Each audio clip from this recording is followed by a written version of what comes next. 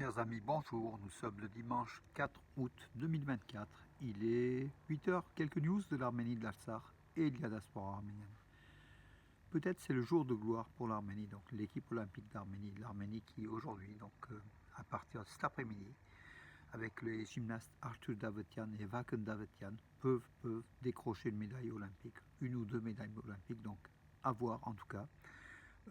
Artur Davetian qui est favori en fait en discipline du saut de cheval. Médaille de bronze au JO de Tokyo. Vainqueur de la Coupe du Monde 2023-24. Donc Artur Davetian est un favori. Donc voilà, il sera en finale parmi les 8 sportifs aujourd'hui, donc à l'appareil du saut de cheval, donc en gymnastique. En espérant la première médaille de l'Arménie à ces JO, donc 2024. Voilà. En attendant mardi, où les lutteurs arméniens vont entrer en lice, et ces lutteurs-là sont, des médailles olympiques sont aussi attendues, avec notamment Arthur Alexanian et Malha Samoyan, qui sont arrivés à Paris au village olympique hier, donc ils sont envolés, ils ont pris le vol Yerevan-Paris. Voilà, ils sont au village olympique, donc aujourd'hui, ils n'étaient pas avec la délégation au départ, donc à l'inauguration. En tout cas, ils sont en très très bonne forme d'après les entraîneurs. Et on attend des médailles, bien sûr. Et aujourd'hui, peut-être l'Arménie aura ses premières médailles. Croisons les doigts, mes amis. Donc voilà, ne vendons pas la peau de l'ours avant de l'avoir abattu, mais en tout cas avec des sportifs tels qu'Arthur, des gymnastes tels qu'Arthur Davetian et Vaken Davetian, tout est possible dès aujourd'hui.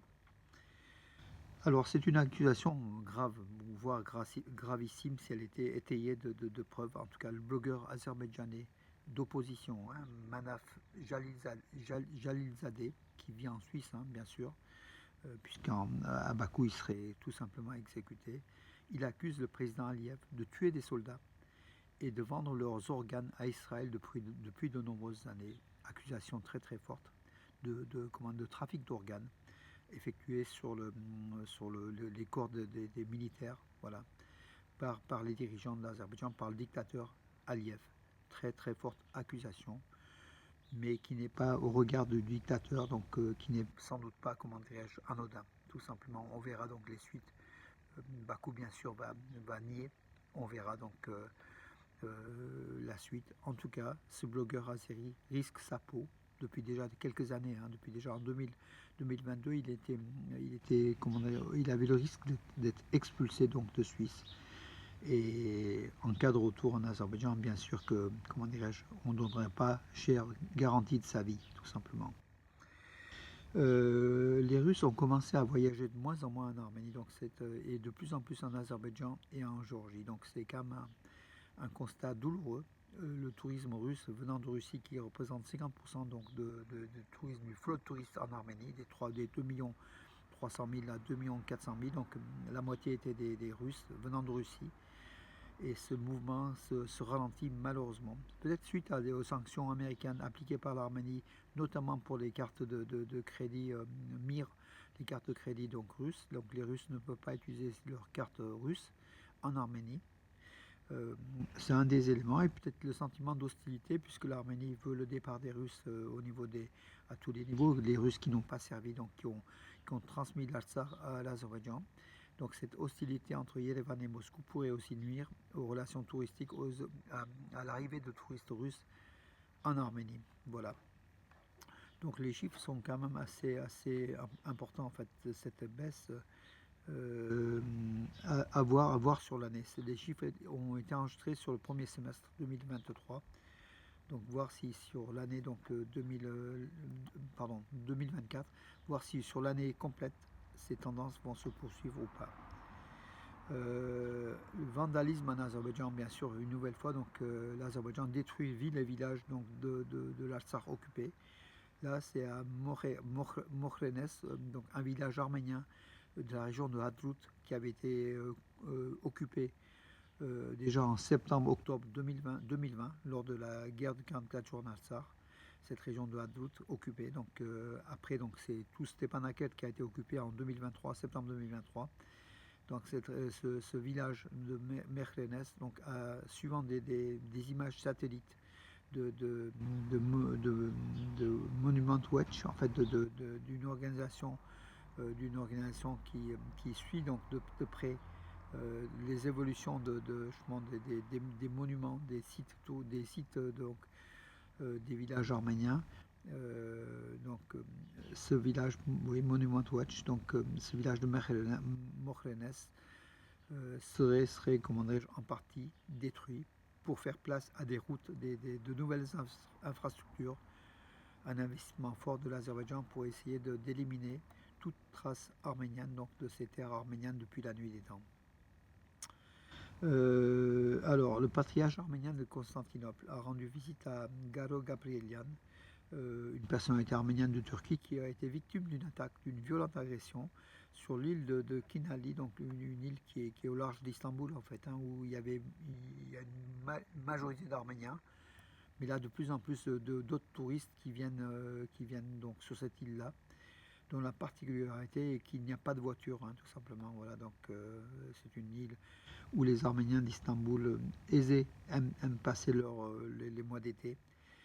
Cette personnalité arménienne, Garo Gabrielian, a été attaquée par un Turc, on ne sait pas donc par qui, en tout cas quelqu'un qui était opposé aux Arméniens. Ça a plutôt un caractère anti-arménien, ces attaques. Voilà. Et le patriarche arménien de Constantinople, Machalian, a rendu visite donc à Garo Gabrielian et a apporté tout son soutien de l'église du patriarcat arménien d'Istanbul, de Constantinople. Le président de l'Assemblée nationale d'Arménie, donc il s'appelle Alan Simonian, bien sûr, a apporté dans un message son soutien aux Yézidis d'Arménie et du monde à l'occasion du 10e anniversaire des Yézidis, donc qui ont subi un génocide par les islamistes, bien sûr, par Daesh, à Sinjar, donc c'est en Irak. Voilà. Des milliers de Yézidis ont été victimes de génocide. C'est un peuple apparenté aux Kurdes, mais ce ne sont pas des Kurdes. Donc d'ailleurs, les Kurdes d'Arménie sont des Yézidis en fait. Ils seraient au nombre de 30 à 40 000 à vivre en Arménie, et l'Arménie a reconnu le génocide des Yézidis il y a 10 ans de cela, en 2014. D'ailleurs, le champion olympique, enfin le champion qui va être sans doute champion olympique, champion du monde de lutte gréco-romaine, Malkhas Amoyan, est un Arménien, citoyen arménien, né en Arménie, mais qui est d'origine yézidi, qu'on salue, donc un peuple qui a souffert, qui souffre. 5 bus électriques sont arrivés à Vanatsor, donc après, donc en même temps que Gümrü, la deuxième ville d'Arménie, la troisième ville d'Arménie, Vanatsor, qui est la capitale de la région du Lori, qui a été gravement touchée par les inondations, hein, il faut le dire aussi, au mois de mai. 5 bus sont arrivés à Vanatsor, des bus électriques, voilà, 95% financés par l'Union européenne. Voilà une bonne chose. Voilà mes amis pour aujourd'hui, donc dimanche 4 août. On attendra donc cet après-midi. Donc suivez mes informations. Je vous mettrai donc pratiquement en direct sur Arménews ou sur ma page Facebook, puisque je suis l'information olympique arménienne de très très près, comme vous le savez. Et puis toutes les autres informations aussi. En tout cas, aujourd'hui, c'est sans doute jour de médailles, des premières médailles de l'Arménie qui vont tomber, qui vont arriver. On espère, on croise les doigts. On va suivre donc les compétitions de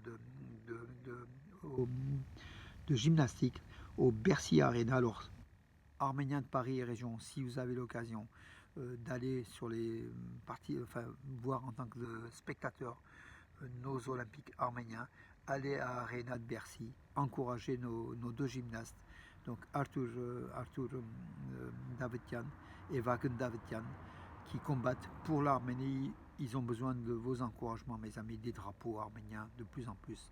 On en voit hein, sur des sites olympiques, mais il en faut encore plus.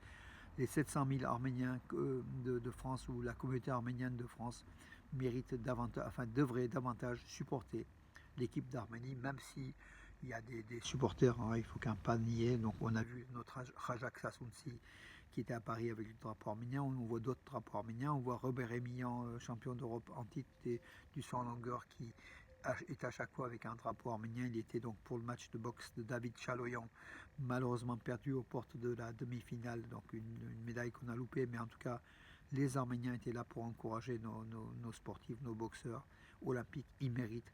Et puis mardi mes amis, mardi c'est jour, Arthur Alexanian, Malkhas Amoyan, ce sont des médailles olympiques, allez, à au moins 50%, même plus de 50%. de chance chaque heure. Donc on aura des médailles. Je vous ai promis entre 1 et 3 à 4 médailles olympiques. Vous verrez. Parce qu'on sait qu'aujourd'hui la délégation arménienne qui est seulement de 15 athlètes, dont déjà 4 ont été éliminés, mais 15 athlètes d'un niveau dont une dizaine sont d'un niveau de remporter des médailles. Et là, cette année, ça sera une année exceptionnelle pour l'Arménie. Et à Paris 2024, l'Arménie, la France, l'Arménie qui est l'ami de l'Arménie, la France qui est l'ami de l'Arménie. Être à Paris en 2024, c'est le rêve de tout Arménien, bien évidemment. C'est le rêve de l'Arménie. On soutient bien sûr toutes les médailles de la France. On est français avant tout, hein, donc le tricolore français est là. Mais notre particularité d'Arménien, c'est que le tricolore arménien est aussi là dans nos cœurs. Et là, plus que dans nos cœurs, on doit le brandir à Paris, en tout cas aujourd'hui, demain, après-demain, toute la semaine qui vient. Sont des semaines de médailles pour l'Arménie. Bonne journée de dimanche, mes amis, et à demain.